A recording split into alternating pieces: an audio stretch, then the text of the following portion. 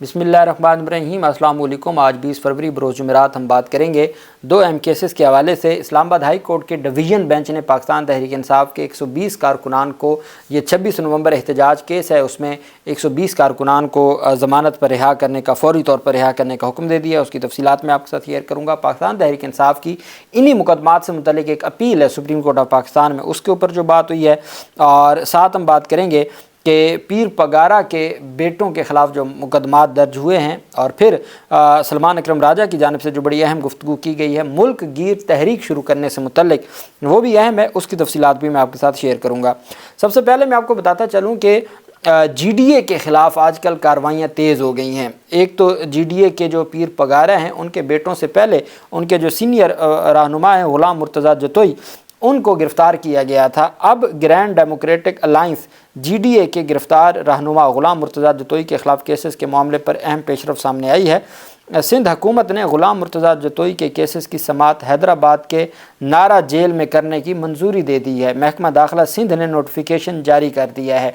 ये अपोजिशन रहनुमा है, और सिंध हुकूमत ने अपोजिशन रहनुमा को जो जेल ट्रायल की जो है वो जेल ट्रायल से मुतल्लिक उन्होंने कहा है जी कि इनका भी जेल ट्रायल होगा। सिंध हुकूमत ने ग़ुलाम मुर्तज़ा जतोई के केसेस की समाअत हैदराबाद के नारा जेल में करने की मंजूरी दे दी। महकमा दाखिला सिंध ने नोटिफिकेशन जारी कर दिया। GDA रहनुमा ग़ुलाम मुर्तज़ा जतोई के ख़िलाफ़ 3 मुख्तलिफ केसेस दर्ज हैं।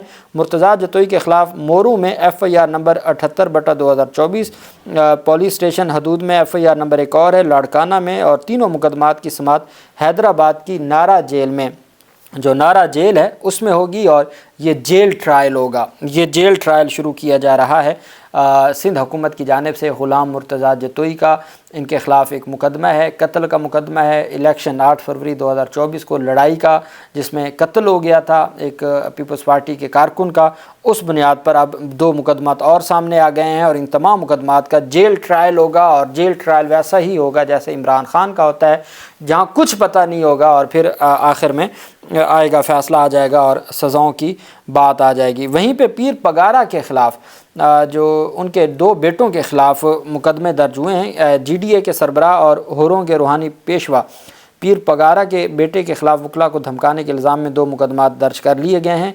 मीडिया रिपोर्ट्स के मुताबिक पीर पगारा के बेटे उस्मान शाह राशिदी के ख़िलाफ़ सिटी कोर्ट पुलिस ने इम्तियाज़ शाह एडवोकेट की मुद्दत में, जबकि दूसरा मुकदमा सचल थाने में ग़ुलाम रसूल एडवोकेट की मुद्दत में दर्ज किया गया है। उस्मान शाह पर इल्ज़ाम आयद किया गया है कि उनकी ज़मीनों पर कब्ज़े के मुकदमात बग़ैर फ़ीस के लड़ने का कहा जाता है, और बात ना मानने पर जान से मारने की धमकियां दी जाती हैं। वकीलों को कहा जाता है कि आप बग़ैर फ़ीस के मेरे मुकदमात लड़ें, और अगर आपने हमारी बात ना मानी तो आपकी जान हम आपको कत्ल कर देंगे। उस्मान शाह ने मुसल्लह अफराद के साथ घर पर आकर धमकाया भी। दूसरी जानिब कराची बार एसोसिएशन ने वकला को धमकियां देने की मजम्मत और पुलिस से मुतालबा किया कि मुलज़म के ख़िलाफ़ फौरी तौर पर कार्रवाई की जाए। अब मेरे ख्याल में एक मूवमेंट बनाई जा रही है। अब अचानक तो नहीं हुआ हो गया ना, पीर पगारा है या उनकी जो ख़ानदान है या उनकी जो जमात है, सिंध में उनका एक किरदार रहा है, तो अचानक ऐसा क्या हो गया जैसे मलिक रियाज के ख़िलाफ़ अचानक, और अब कहते हैं जी कि देखें हमने तो जिसका नाम कोई नहीं लेता था, हमने उस मलिक रियाज के ख़िलाफ़ कार्रवाइयाँ शुरू कर दी हैं। तो इस वक्त सूरत हाल ये है कि जो हुकूमत के साथ खड़ा होगा उसी के लिए बचत है, जो हुकूमत के साथ नहीं खड़ा होगा उसके लिए कोई जगह नहीं है, और उनको हर सूरत जो है वो निशाना बनाया जाएगा, और उनको जो करार वाकई सज़ा दी जाएगी ऐसे लोगों को जो भी इस वक्त अपोजिशन की बात करेगा या अपोजिशन के साथ खड़ा होगा। और चूँकि उनका हाल ही में पाकिस्तान तहरीक इंसाफ के रहनुमाओं से रब्ता भी हुआ, और बैरिस्टर सैफ ने मुलाकात की, इमरान खान का पैगाम पहुँचाया, खैर सगाली का पैगाम था, और फिर उन्होंने भी जवाबी पैगाम दिया। तो अब उनके पहले ग़ुलाम मुर्तज़ा जतोई और अब उनके बेटों के ख़िलाफ़ मुकदमात दर्ज कर लिए गए हैं। ये पीर पगारा के ख़िलाफ़ मुकदमात की तफसीलात हैं। जबकि दूसरी जानिब सलमान अकरम राजा साहब की जानिब से जो बड़ी मुदल्लल गुफ्तगू की गई है, जो मौजूदा हालात हैं, और उस हवाले से पाकिस्तान तहरीक इंसाफ के सेक्रेटरी जनरल ने कहा है कि मुल्क गिर तहरीक हम शुरू करेंगे, हम रुकने वाले नहीं हैं। उन्होंने कहा हम जमहूरियत के लिए तारीख़ी जिद्दोजहद कर रहे हैं। पार्टी के कुछ अकाबरीन से मिलने पेशावर आया हूँ। रमज़ान का महीना आ रहा है लेकिन हमारी सरगर्मियाँ जारी रहेंगी। सलमान अकरम राजा ने कहा कि आइन की बालादस्ती के लिए हम आवाज़ उठाएंगे, कौम को इकट्ठा करेंगे। शायद खाकान अब्बासी से भी मुलाकात है। कल कराची जाएंगे, सिंध की जमातों से भी मुलाकात करेंगे। उन्होंने मुल्कगीर तहरीक शुरू करेंगे। रमज़ान और रमज़ान के बाद भी ऑप्शन मौजूद है, हम रुकने वाले नहीं हैं। उनका कहना था सूबाई सदर जुनेद अकबर अच्छे काम कर रहे हैं। आतिफ खान, अरबाब शेर अली से भी मुलाकात हुई है। बाकी समेत इमरान खान समेत जो भी असीरान हैं उनके लिए हमने आगे बढ़ना है। अली अमीन गंडापुर सूबे के वज़ीर आला हैं। सलमान अकरम राजा ने अली अमीन गंडापुर को पार्टी ओहदे से हटाना एक अच्छा फ़ैसला है ताकि वो अपनी ज़िम्मेदारियाँ बेहतर अंदाज में निभा सकें। इस फैसले से पार्टी ज़्यादा मुतहरक हुई है। सवाबी जलसे में तादाद कम होने के हवाले से जुनेद अकबर के ख़िलाफ़ इल्ज़ामात लगे हुए हैं। कमी बेशी होती रहती है, इसको देख रहे हैं। बेहतरी की कोशिश हमेशा रहती है और मैं ये समझता हूँ कि हमें अपनी जो जिद्दोजहद है उसको आगे बढ़ाना होगा और हमें किसी भी सूरत अपने जो मामलात हैं उनको इस तरफ नहीं लेके जाना कि चीज़ें ख़राबी की तरफ जाएँ। दूसरी तरफ जो एक बड़ी पेशरफ सामने आई वो पाकिस्तान तहरीक इंसाफ के जो रहनुमा हैं, जो पाकिस्तान तहरीक इंसाफ के साबिक रहनुमा आप उनको कह सकते हैं, फवाद चौधरी। एक तो आज सलमान अकरम राजा साहब की जानिब से गुफ्तगू करते हुए उन्होंने कहा कि मैं हैरान हूँ कि पता नहीं शेर अफजल मरवत और फवाद चौधरी मेरे ख़िलाफ़ जो स्टेटमेंट्स दे रहे हैं वो किस बुनियाद पे हैं। वो कहते हैं कि शेर अफजल मरवत के साथ मेरा कभी कोई उठना बैठना नहीं था, मैं उनको जानता भी नहीं था। फिर मैं पाकिस्तान तहरीक इंसाफ में जब आया तो वो इद्दत निकाह केस को वो कह रहे थे, मुझे इमरान खान ने कहा आप इसको टेकअप कर लें, मैंने टेकअप कर लिया और उसके बाद का मुझे जो नहीं मालूम कि उनको किस बात से इख्तलाफ था। कहते हैं हाल ही में उन्होंने मीडिया के ऊपर को बात की, मुझे काशिफ अब्बासी ने कहा कि शेर अफजल मरवत कह रहा है कि आपने जो मुज़ाकराती कमेटी बनाई है आप तो लेट गए हुकूमत के सामने। तो मैंने कहा नहीं, ये दुरुस्त बात नहीं है और ये उनका इस्तेहकाक नहीं है कि वो ये बात करे, क्योंकि हम तो इमरान खान के हुक्म पर मुज़ाकरात कर रहे हैं। इमरान खान ने ही हमें मुज़ाकरात आगे बढ़ाने का कहा है, तो बाकी कोई क्या कहता है हमें उससे कोई लेना देना नहीं है। तो वो कहते हैं कि मैंने इतनी बात की, उसके बाद जो कुछ मुझे जो है वो बदबख्त कहा गया, गद्दार कहा गया, एजेंट कहा गया, क्या कुछ कहा गया, मैंने आज तक उसका जवाब नहीं दिया। हाँ, अगर उनके ख़िलाफ़ कोई कार्रवाई हुई है, पार्टीज़ के डिसिप्लिन होते हैं, तो वो इमरान खान तक बात पहुँची है, अलीमा खान ने या जिसने भी बात वो पहुँचाई है या बाकी क़यादत जाती है तो उन्होंने उनके ख़िलाफ़ कार्रवाई की है। मेरा ज़ाती कोई मसला नहीं है। मेरी ज़िंदगी एक खुली किताब है, मुझे जो लोग जानते हैं उनको पता है कि मैं हमेशा इन चीज़ों में पढ़ने वाला नहीं। वो कहते हैं फवाद चौधरी जब वकालत करते थे कभी कभार हमारी मुलाकात हो जाती थी, मेरा आज तक कोई टाकर ही नहीं हुआ, मेरा कोई फवाद चौधरी के साथ कोई ज़ाती मसला ही नहीं है, हमारी कभी कोई मुँह मारी नहीं हुई, कोई लड़ाई नहीं हुई। पता नहीं वो किसके कहने पर या क्यों शुरू हो गया कि वो ट्वीट भी मेरे ख़िलाफ़ करते हैं, वो मीडिया के ऊपर भी बैठ कर मेरे ख़िलाफ़ बातें करते हैं। क्यों करते हैं कहते हैं मुझे समझ नहीं आ रही, ये चाहते क्या हैं और क्यों पीछे पड़ गए हैं। कहते हैं मैं हैरान हूँ। इसके अलावा बड़ा चूँकि वो उनकी एक उस लेवल के हैं कि वो जवाब भी देते हैं तो वो बड़े मुदल्लल तरीके से जवाब देते हैं और उनका जो एक ख़ास तरीक़ाकार है, उनके बात करने का जो ख़ास स्टाइल है वो सारी दुनिया जानती है कि वो पाकिस्तान तहरीक इंसाफ के जो एक हक़ में और पाकिस्तान तहरीक इंसाफ के लिए जो उनकी स्ट्रगल है वो किसी से ढकी छुपी नहीं है। यही वजह है कि जो हमारी अदालतों की जानिब से या हमारी जो निज़ाम है उनकी जानिब से जो बातें की जाती हैं वो दुरुस्त नहीं हैं। हमारे निज़ाम के हवाले से जो बातें की जाती हैं और फिर सलमान अकरम राजा पे, अच्छा भाई पनामा केस में वो नवाज़ शरीफ के वकील थे, तो अगर आपने ये बातें करनी है कि कौन किसका वकील था, तो आज मुनीर मलिक ये हामिद खान काजी फ़याज़ ईसा का वकील नहीं था, तो क्या ये इसी बात को लेके बैठे रहेंगे।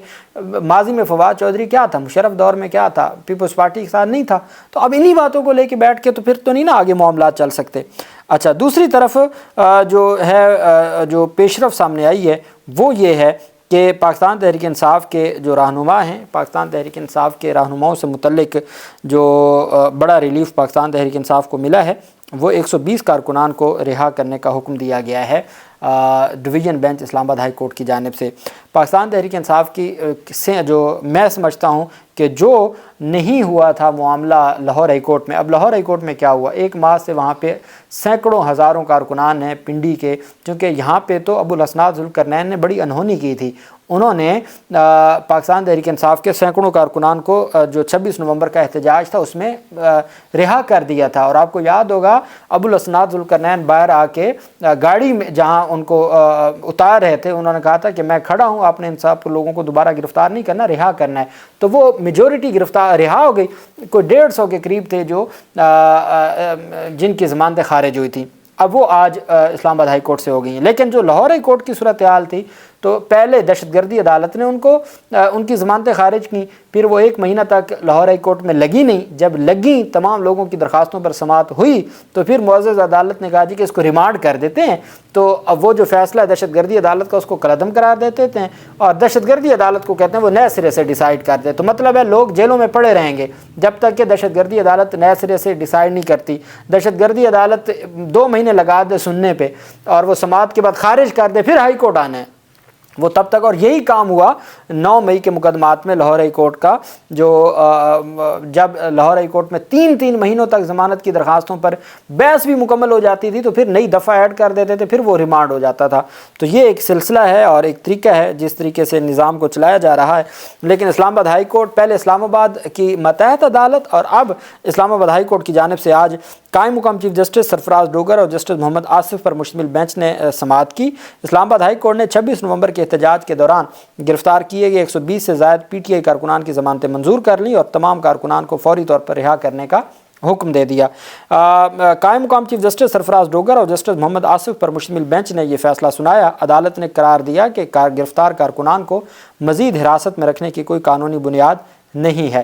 عدالت نے 120 کا گرفتار پی ٹی آئی ورکرز کو بیان حلفی پولیس اسٹیشن میں جمع کروانے کا حکم دیا کہ وہ آئندہ ایسا جرم نہیں کریں گے۔ اب ہمارا قانون تو بڑا واضح ہے کہ آپ کنڈیشنل ضمانت نہیں دے سکتے، یا آپ ضمانت دیتے ہیں یا آپ ضمانت نہیں دیتے۔ یہ جو کنڈیشنل ضمانت ہے اس کا کوئی کنسیپٹ نہیں ہے، لیکن اگر بیان حلفی کیا ہے، ایک فارمیلٹی ہوتی ہے کہ جی میں آئین اور قانون کے مطابق ایک جو ایسا شہری بنوں گا جو آئین اور قانون کی جو ہے وہ پاسداری کرے گا، تو وہ ایک فارمیلٹی ہوتی ہے، وہ بیان حلفی جمع ہو جائے گا۔